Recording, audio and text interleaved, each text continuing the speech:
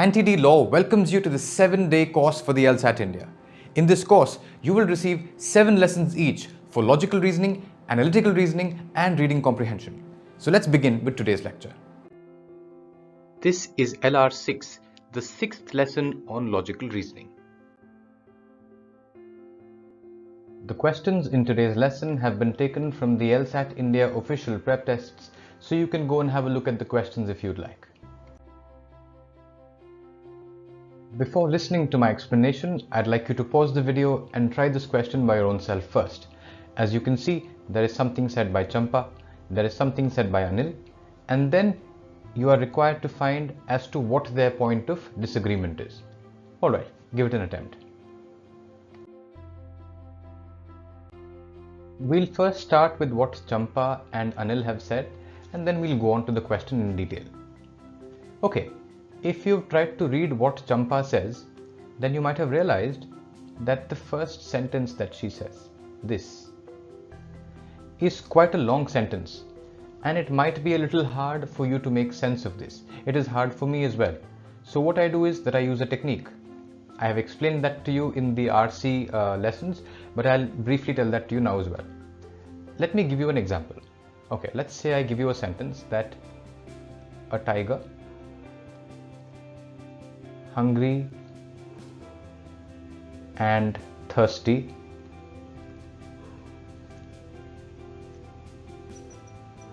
chased me all day.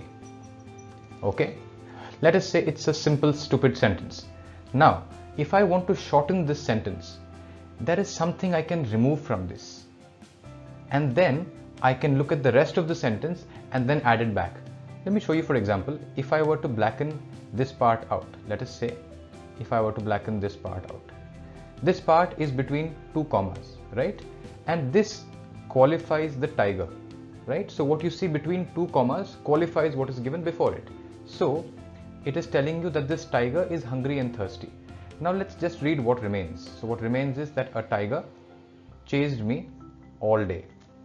Also, what you can see is that even this all day is a kind of description. It's adding extra data. So if I find this long, I can even first black this out. Now once I've understood that the main point of the sentence is that a tiger chased me, then gradually I can add things back. So I realize that okay, the tiger chased me all day. I first get this back. Then I also realize that the tiger was hungry and thirsty. So this is how you first black out a certain part, look at the rest of the sentence, and then make sense of the entire thing. So we'll do the same thing with the first sentence that Champa says. As you can see here, you can find a comma here and a comma here, right? This is telling you as to where it has been displayed, behind a glass plate.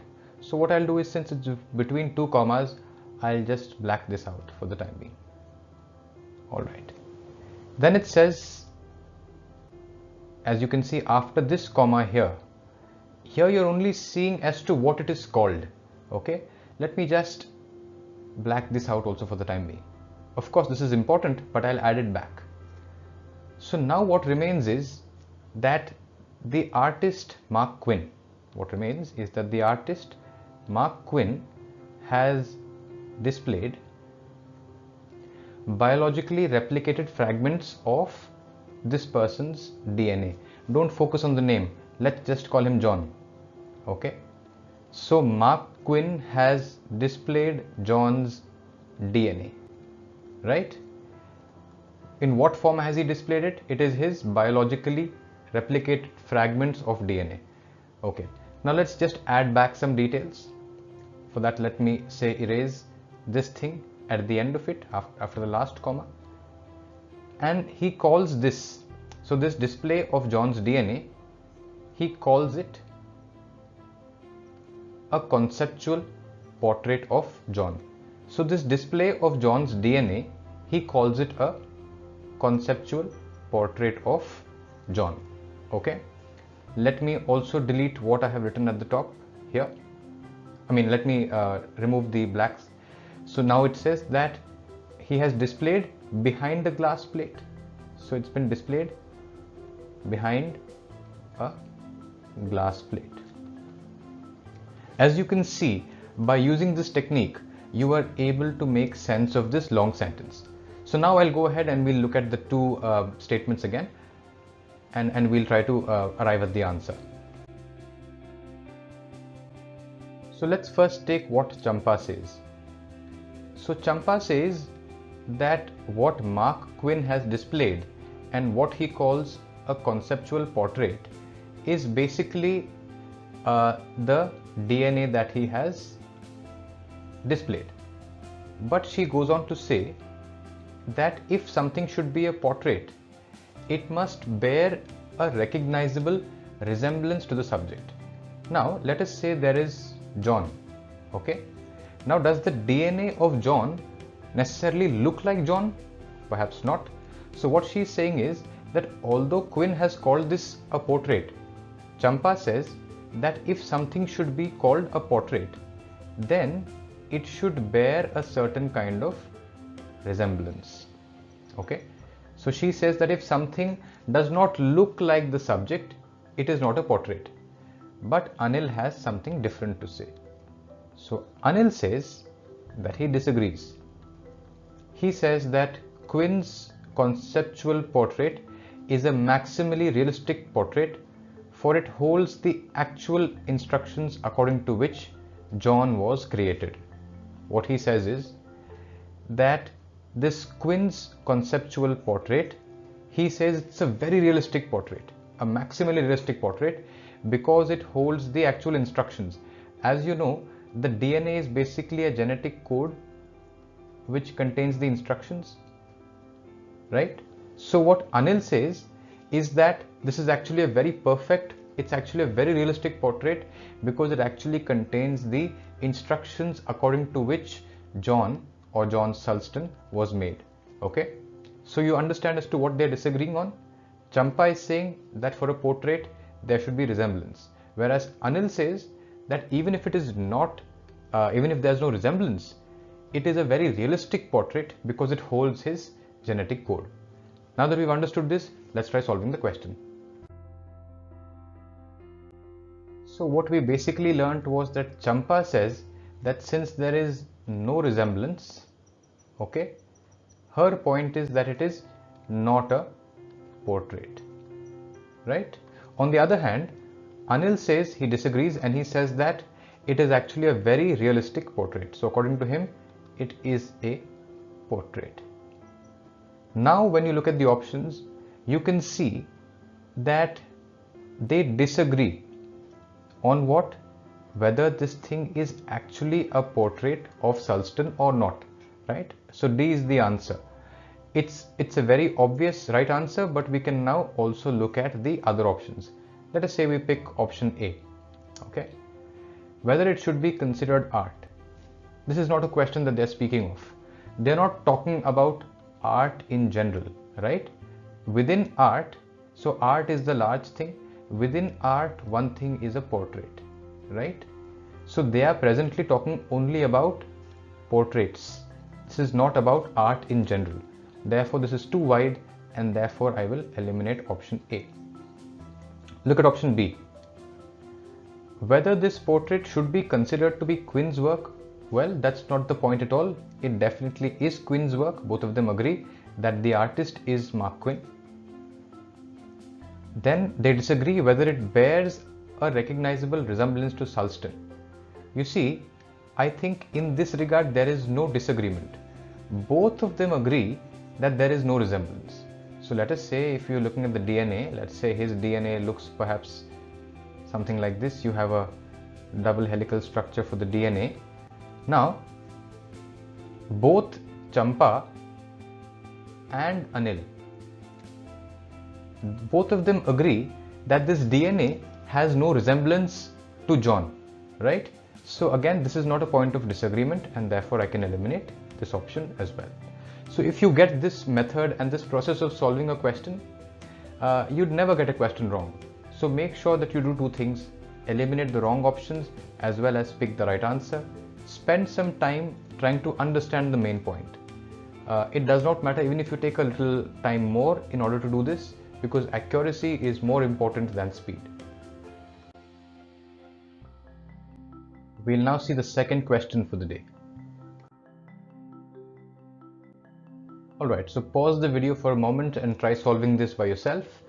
As you can see, this is a question that requires you to find the assumption. Now, what is an assumption?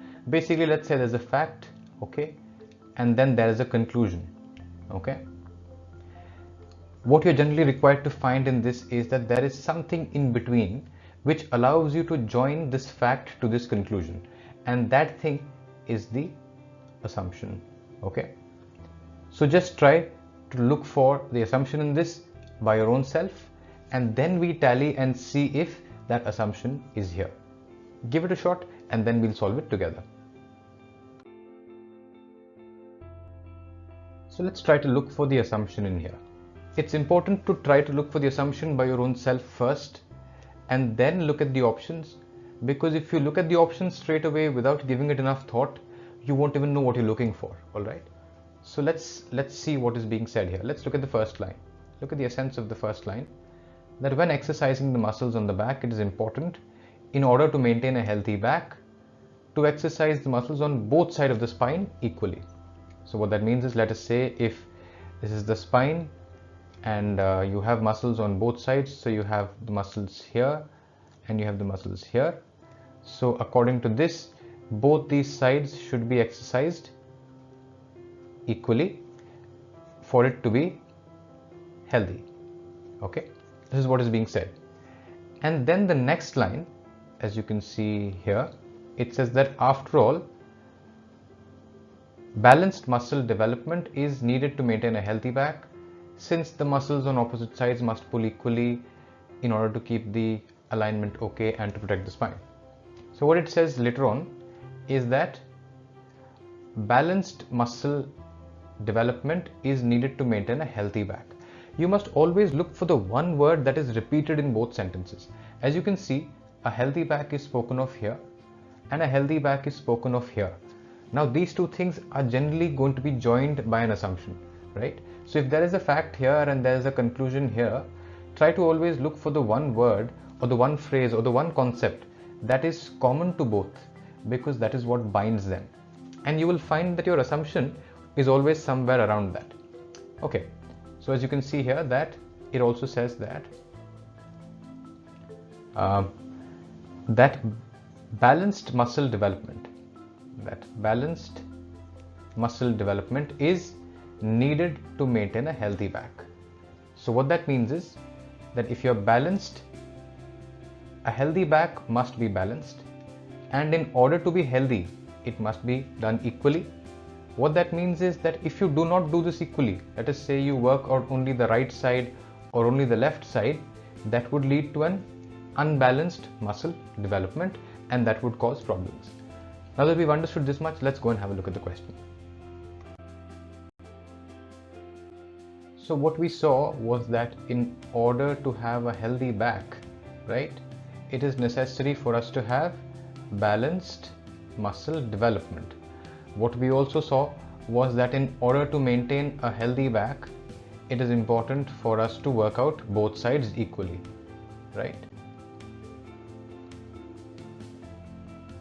Which means that perhaps we can get from here that if you do not work out both sides equally, that would lead to an unbalanced muscle growth, right? So now once you've understood this, you have to look at the options, and then you will find that the answer to this is the option B, okay? In these kind of assumption questions, I would not really recommend trying to put the answers and trying to, by looking at the options and trying to put that in between, because it's very hard to look at the options for the assumptions and get it right. It's good for you to spend some time, think, and then look for what you felt in the options. And in case you get your answer wrong, then go back and think as to where you got that wrong. Because in assumption based questions, elimination and looking at the options to get the answer is not a very good strategy. We'll now attempt the third and the last question for this session. Alright, so try solving this question first by your own self and then we'll solve it together. Alright, so what we are required to do is to see as to which of the options weakens the argument given here. Again, let me remind you, we are solving a question right now of logical reasoning. So, if you are not aware of the geography of where South America is, where Africa is, if you don't know as to what mesosaurs are, it does not matter. These things are not useful and not relevant when you are solving questions of logical reasoning. Alright, so be very confident when you approach a question like this. All you need to do is to be logical in solving it and identifying the argument. So let's try to identify the argument and then we'll see which of the options weakens the argument. So what you have here is, it says that the continents of South America and Africa were once joined together as one large landmass, which means that today, if we have South America and Africa, earlier you had just one landmass where you had both of these. It says that the evidence for this claim is that you can find the fossils of mesosaurs in both Western Africa and Eastern South America.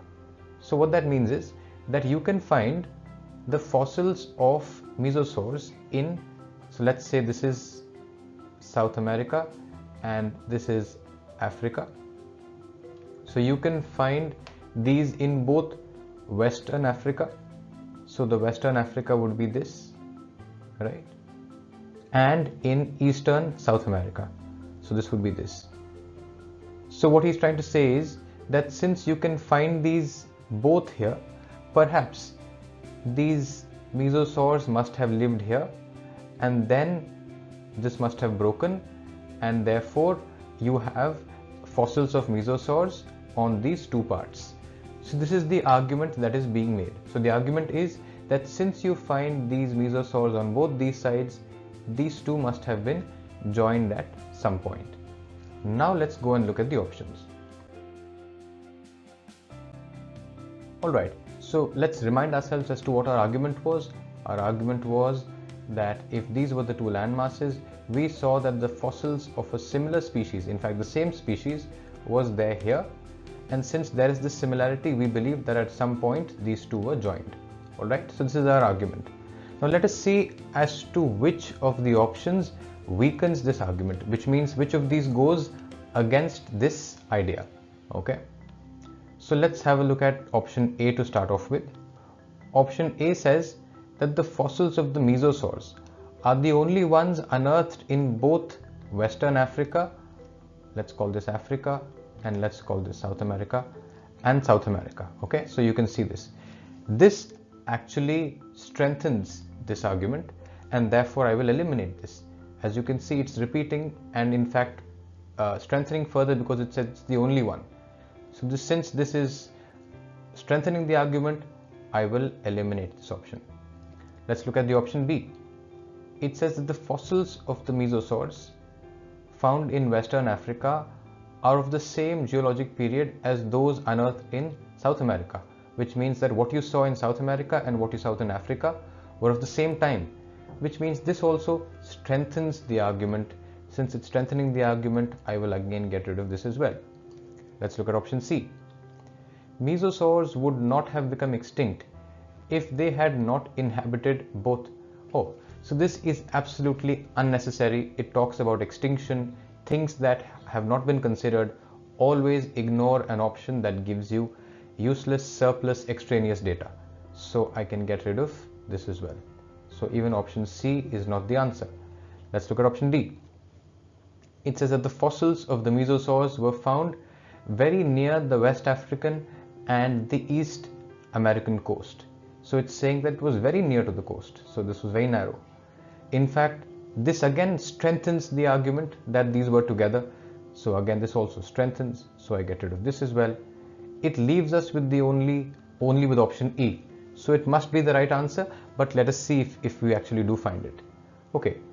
So what option E says is that the mesosaurs in Africa migrated from Europe. So we don't need to know really as to where Europe is, where Africa is, where South America is. We don't need all of this.